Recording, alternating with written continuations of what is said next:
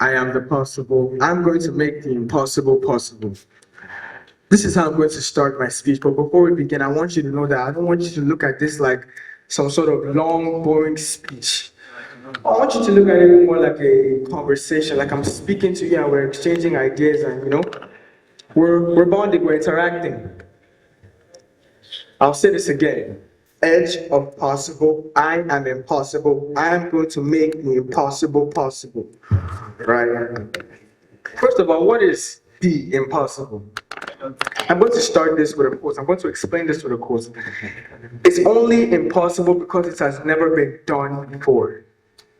One thing about impossible, right, is without fear, without delusion, you cannot combat the impossible, right?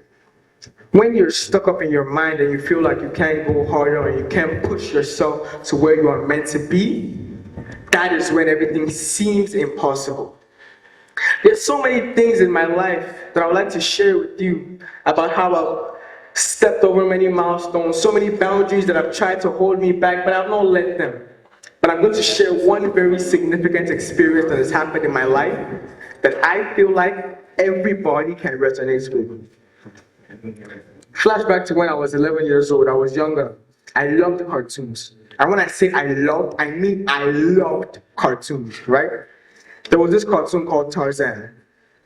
This cartoon is about being the monkey man, swinging from pole to pole, hanging upside down, doing all sorts. And I felt that, yes, I can be the monkey man. You are going to find out why I was so wrong about that. Now, I was holding on to a metal structure meant to hold water, just by my legs and hands, swinging back and forth with blood flowing to my head. I was feeling lightheaded, I was feeling dizzy, but I said, nope, I'm the monkey man. And guess what happened next? I fell down and I hit my head on the concrete floor and I passed out. I couldn't speak or be spoken to, I couldn't hear or be heard, I couldn't move.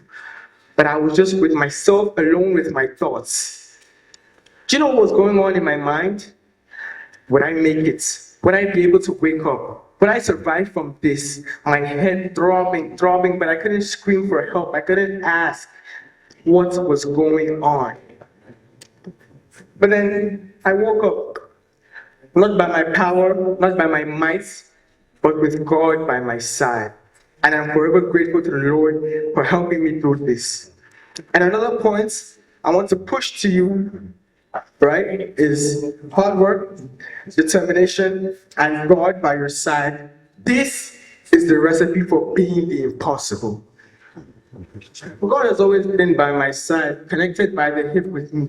Everywhere I go, I always make sure I carry God with me by my side, be it by the word, be it by prayer. Even before I came up here, I was praying to myself that God, please give me the confidence to come over the nervousness that I'm facing right now, because right now I'm very nervous. This is my third time on the TEDx stage, but it always feels like my first.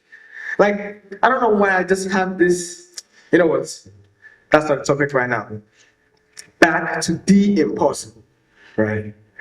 Okay, who are you to tell a soldier that he can't lead? Who are you to tell a leader that he can't lead?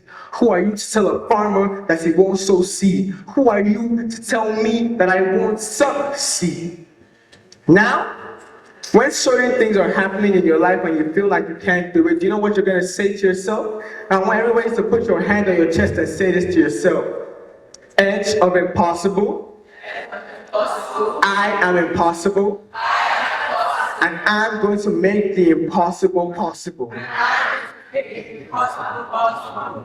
You know, most times when people want to venture into something, when people want to start new things, they always wait for people to understand the vision. They always wait for people to tell them, yes, you're doing it right, no, you're doing it wrong. But you know, most people that have done great things, they did not wait for anybody's approval. They did it because they felt that it was right. It doesn't have to be plausible. Nobody needs to understand your vision. You just need to have confidence, hard work, and the final ingredients, God by your side at all times. Anything you want to do, anything you want to say, any step you want to take, make sure this is you and not copying anybody else. Now imagine this. Imagine if I watch somebody speak from A to Z and I said, yes, I'm going to come and speak like this person. I'm going to write my speech, speak like this person. But guess what? I'm not doing that. I'm speaking like myself. Why? Because that's how I feel. When you try and convey your emotions by copying somebody else's templates, it just destroys the whole point of your message, because that is not you. You're not building an understanding of what you want to say. But now I plead with you, I ask you one question. Do you feel like you are the impossible? Do you feel like you can do everything you want to do? Because now I can tell you, with hard work, dedication, and God by your side, you can do anything you want to. Anything. And now before I leave this stage, I ask one more time, you put your hand on your chest and you say the pledge one more time. I am the impossible. I stand at the edge of possible. And I will do everything to make the impossible possible. To make the impossible possible. Thank you very much.